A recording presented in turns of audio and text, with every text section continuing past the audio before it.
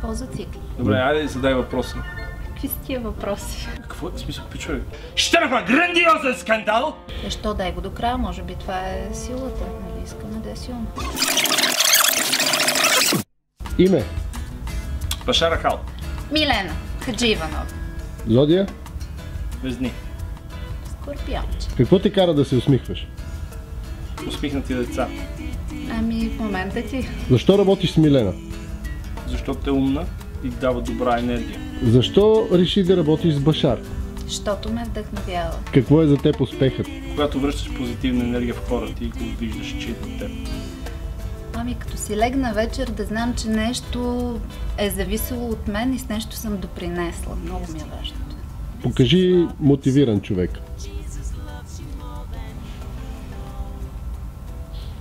В какво вярваш? В доброто. Вярвам в доброто. 3 неща, които харесваш в Милена. Не са 3, те са много повече. Какво харесваш в Башар? Труден въпрос. Само едно нещо ли? Посочи 3. Само 3. Ами, че е арабин и че е много бял за арабин, че е много искрен и че ме чува, когато говоря. 3 неща, които не харесваш в нея.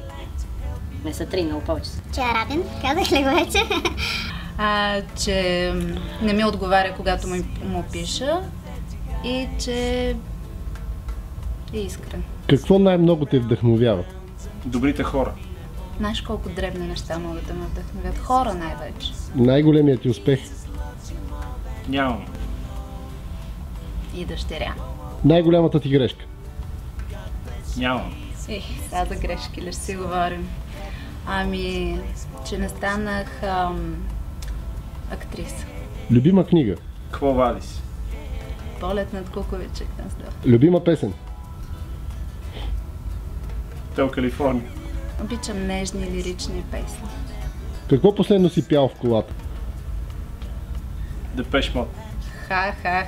На Милена, разбира се. Какво сънува последно? Война в България. Не си помня се нещо. Любима мисъл? По-добре да си изтъркаш, отколкото да раздясаш. Не се отказвай. Би ли я повторя? По-добре да се изтъркаш, отколкото да ръждясаш. Не се отказвай! На кого се възхищаваш? Александър Морфов. Много ми е трудно да намеря някой, на който да се възхищавам, но на силни хора. Бухал или сова? Сова. Много са ученолюбиви и двете. Да кажем сова, по-женско. Вербална или невербална комуникация? Вербална. Комбинация и паравербална даже. Защо работиш с психолог? Защото психологията е тясно свързана с актьора. Защо избра да работиш с актьор? Много се кефя на актьорите. Те са сензитивни, а на мен тази сензитивност ми липсва и я харесвам и за това. За какво се борите? Хората да не подскачат на едно място, а да се развиват. За добротата в света. Какво се случва в най-добрия случай с участниците?